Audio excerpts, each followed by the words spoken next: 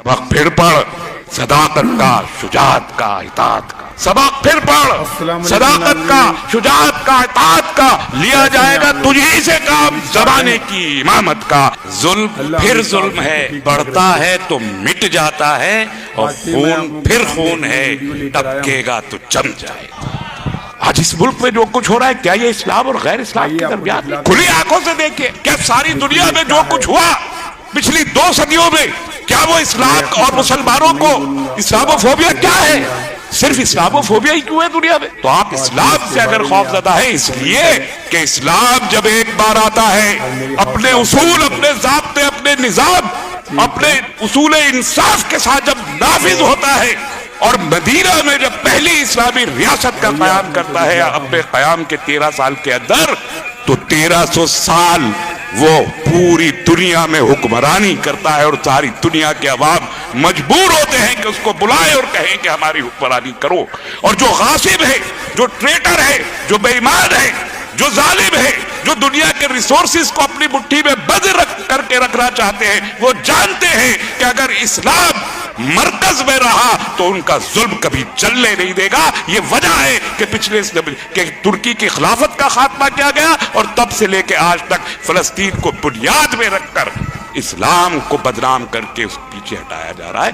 तो ये मसला आपको इस हैसियत से देख, आज जब मैं आपसे गुफ्तगू के लिए खड़ा हुआ हूँ तो मेरी नजरों में रमजानुल मुबारक के पिछले 20 दिन के अखबारात और खबरें हैं, जिसमें फलस्तीनियों का मस्जिद अक्सा में जमा हुआ खून मौजूद है। हर रमजान, वैसे तो पूरे साल वहां पर कत्ल गारतगरी का सिलसिला रहता है, लेकिन खुसूसन हर रमजान में गारतगरी का सिलसिला इतना बढ़ता है कि सैकड़ों फलस्तीनियों को मस्जिद अक्सा के अंदर इजरायली फौजें दाखिल होके जबरदस्ती कत्ल करती हैं, और सैकड़ों को गिरफ्तार कर जाती हैं, और बच्चों की और बूढ़ों की और औरतों की कोई तखसीस नहीं। मस्जिद अक्सा फलस्तीनियों के लिए नहीं है सिर्फ, मस्जिद अक्सा की एक दीनी हैसियत है। मस्जिद अक्सा आलम इस्लाम का क़िबला अव्वल है।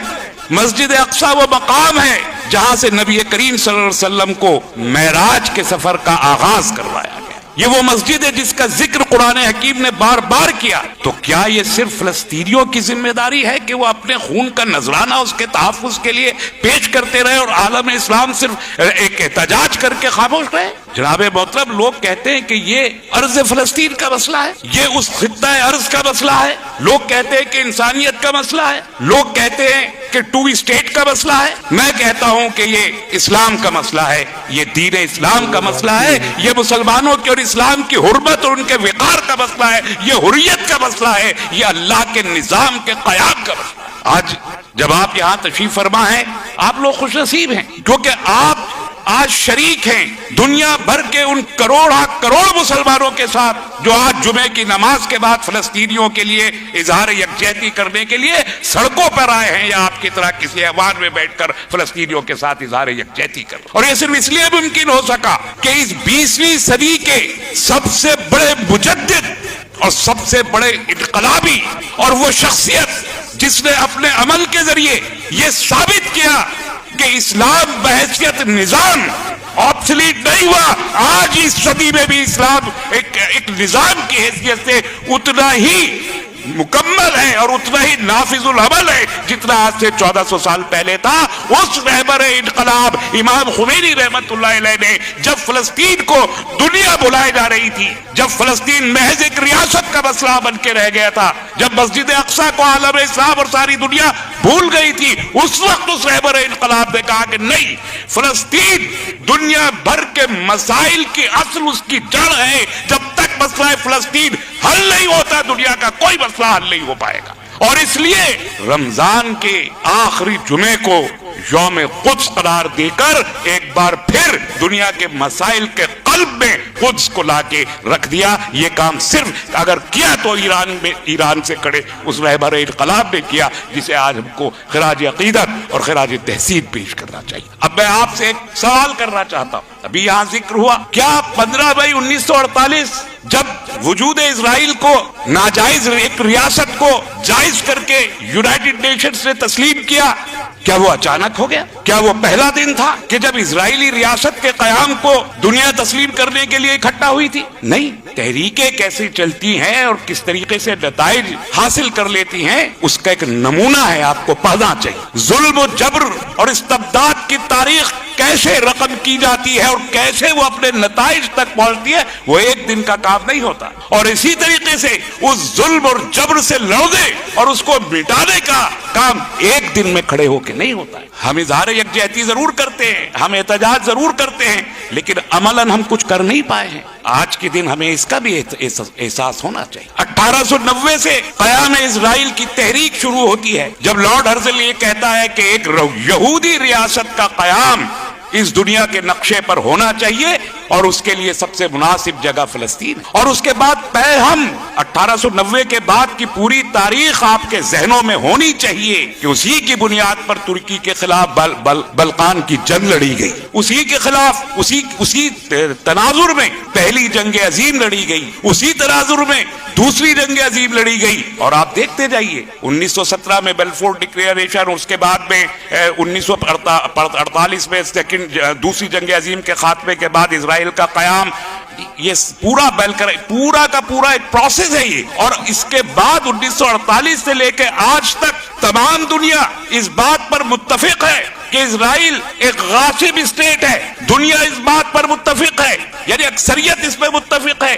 کہ اسرائیل ایک ناجائز ریاست ہے، دنیا اس بات پر متفق ہے کہ اسرائیل ایک ظالم اسٹیٹ ہے، دنیا اس بات پر یونائٹڈ نیشن 80 سے زیادہ ریزولوشن پاس کر کے کہہ چکا ہے کہ اسرائیل جنگی جرائم کا ارتکاب کرتا رہا ہے، کہ اس کے باوجود، اس اتفاق رائے کے باوجود کیا وجہ ہے کہ 2007 سے لے کے آج 2023 تک غزہ کے لوگوں کا ناجائز محاصرہ جاری ہے، اور دنیا کے کسی ملک میں یہ جرأت نہیں ہے کہ وہ اسرائیل کو روک سکے کہ 20 لاکھ فلسطینیوں کو جو ایک اوپن جیل میں رہنے پہ مجبور ہیں، جن کے پاس نہ کھانا ہے، نہ غذا ہے، نہ دوا ہے، نہ کاروبار ہے، نہ تعلیم ہے، جو ہاتھ میں پتھر لے کے ٹینکوں، توپ اور میزائلوں کا مقابلہ کرتے ہیں، ان کو آزاد کیا جائے اور ان کو انسانی طور پر جینے کا حق دیا جائے، یہ کہہ کر اسرائیل کو مجبور کرنے سے عاجز ہے یہ ساری دنیا، جو اس بات پر متفق ہے کہ اسرائیل ایک ناجائز ریاست ہے۔ تو کیا واقعی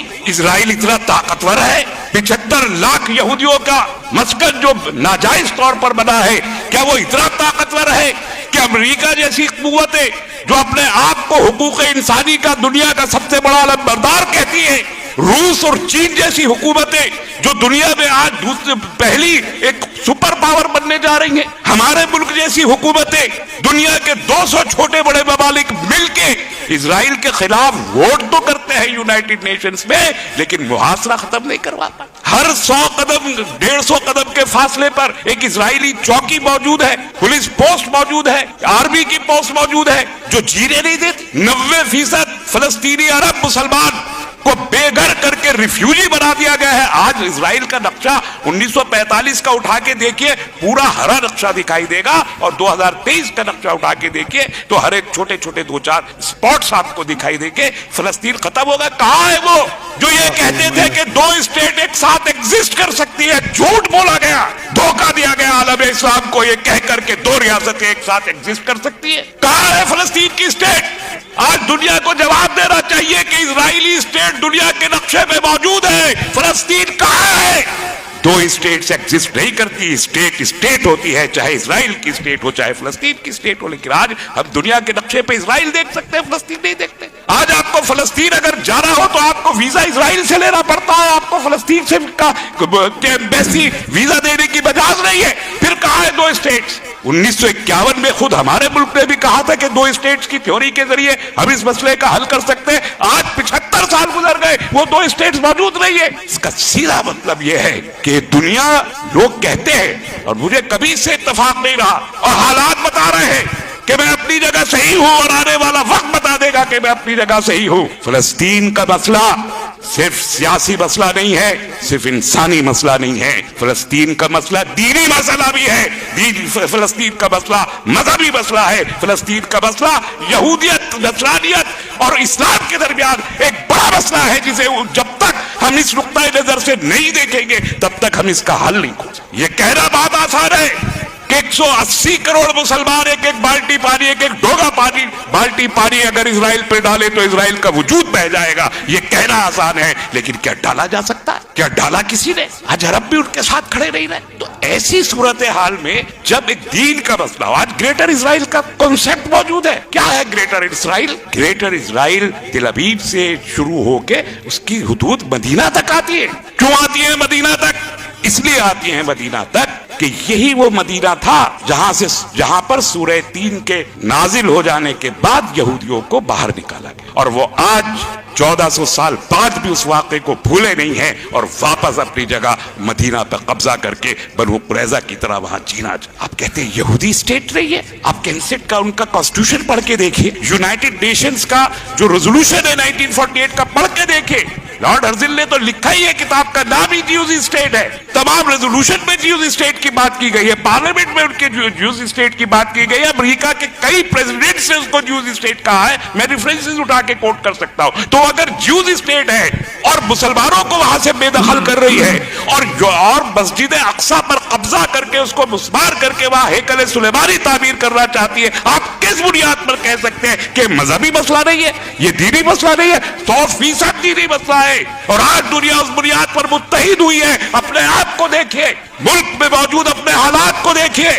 آج دنیا اسلام اور غیر اسلام کے خیموں میں بٹی ہوئی ہے, اور یہ وجہ ہے کہ آج فلسطین کے 20 لاکھ مسلمانوں کو قید میں رکھا گیا اور دنیا خاموش ہے. وہ محاصرہ ختم نہیں کروا پائی اس لیے کہ وہ مسلمان ہیں.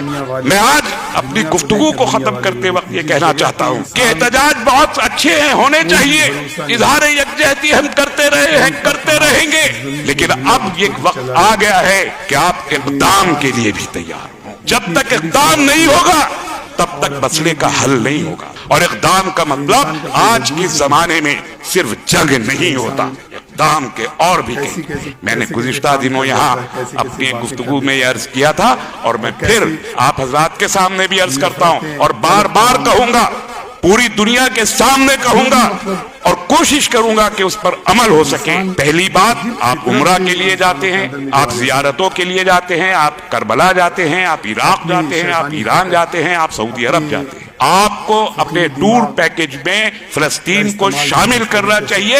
آپ کو فلسطین بھی مسجد اقصی کی زیارت کے لیے بھی ویسے ہی جانا چاہیے جیسے آپ عمرہ کے لیے جاتے ہیں یا جیسے آپ دیگر ریاستوں, کیونکہ مسجد کی حفاظت اسی وقت ممکن ہے جب مسجد کے مصلی اپنے ماتھے, اپنی جبینے وہاں سجدہ ریز کرنے کے لیے وہاں موجود ہوں, فزیکل پریزنس. جب 5 لاکھ مسلمان دنیا بھر کے مختلف قومیتوں کے مسلمان مسجد اقصی کے اندر پورے سال کی 5 نمازوں میں 5 لاکھ مسلمان موجود ہوں گے, یہ ضمانت ہوگی کہ مسجد اقصی محفوظ ہے. اس لیے میں نے کہا کہ صرف فلسطینیوں کی ذمہ داری نہیں ہے مسجد اقصی کی حفاظت, میری ذمہ داری بھی ہے, آپ کی ذمہ داری بھی ہے, پورے عالم اسلام کی ذمہ داری ہے کہ وہ مسجد اقصی کی حفاظت کرے. اور اس کا سب سے آسان طریقہ یہ ہے, ویزا لیجئے, پریشانی ہوگی ہونے دیجئے. اگر وہ وہاں اپنا خون بہا سکتے ہیں فلسطینی مسجد اقصی کی حفاظت کے لیے, تو آپ کو ہفتے 2 ہفتے کے کسی لائن میں کھڑے ہونا, ویزا لینے کی پریشانی یا کسی چیک پوسٹ سے گزرنے کی پریشانی میں کیا تکلیف ہے؟ اتنی قربانی آپ کو دینی پڑے گی. اگر آپ یہ قربانی دینے کے لیے بھی تیار نہیں ہے تو مسجد اقصی کا نام لینے کا آپ کو کوئی حق نہیں. جتنے تمام یہاں ٹور اینڈ ٹریول ایجنٹ ہیں پورے ملک میں, ان کی ذمہ داری ہے کہ وہ فلسطین کے پیکیجز بنا کے لوگوں کو بتائیں کہ فلسطین جانے کے لیے کیا طریقہ کار ہوگا اور کتنے پیسے خرچ ہوگے. اس طریقے سے آپ جب زیادہ سے زیادہ تعداد میں جائیں گے اور زیارت کریں گے, مسجد بھری رہے گی, تو خالی فلسطینی نہیں, آپ صرف ایک زیارت کے ذریعے اس جنگ کا حصہ بن جائیں گے جو مسجد اقصی کی حفاظت کی جنگ. اور دوسری اور آخری بات کہہ کے میں گفتگو کو ختم کروں گا. یہاں جماعت اسلامی کے نائب صدر سلیم صاحب بھی موجود ہیں, اختر الواسع صاحب بہت اہم شخصیت یہاں تشریف رکھتے ہیں, یہاں محسن تقوی صاحب قبلہ بھی موجود ہیں, یہاں اور بھی تمام ہندوستان کی تمام لیڈرشپ کے لوگوں کو مخاطب کرتے ہوئے میں کہنا چاہتا ہوں کہ ایک فلسطین فنڈ بھارت میں قائم کیا جانا چاہیے، تاکہ وہ لوگ جو فلسطینیوں کے ساتھ اظہار یکجہتی کرتے ہیں اور ان کی کچھ مدد کرنا چاہتے ہیں، ان کے پاس ایک طریقہ اور ایک مقام موجود ہو کہ اس طریقے سے وہ ایک باڈی کو اپنے ڈونیشنز دے کے وہاں پر فلسطینیوں کی مدد کر سکے جو بھوکے ہیں، جن کے پاس پیسے نہیں ہیں کھانا کھانے کے، جن کے پاس تعلیم کے پیسے نہیں ہیں،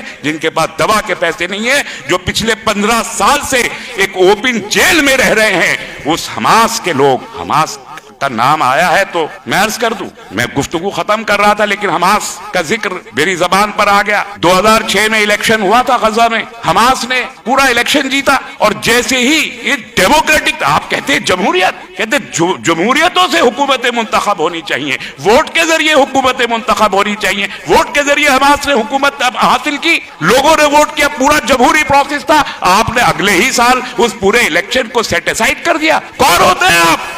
20 لاکھ لوگوں نے اپنے ووٹ کے ذریعے حکومت کو چنا، آپ نے اگلے سال کہا کہ ہم اس حکومت کو نہیں مانتے۔ آپ ہی کے پیرامیٹر، آپ ہی کے طریقے سے، آپ ہی کے بتائے ہوئے اصولوں کے مطابق ایک الیکشن منعقد ہوتا ہے، اور اس الیکشن میں ایک گروپ جیت کے آتا ہے، اور آپ کہتے ہیں ہم اس گروپ کو نہیں مانتے۔ آج حماس اور حزب اللہ ہیرو ہیں فلسطینی مزاحمت، اور ہم ان کو ریکوگنائز کرتے ہیں، چاہے ساری دنیا کہے، حالانکہ آفیشلی یہ ڈکلیئر نہیں کیا جا سکا۔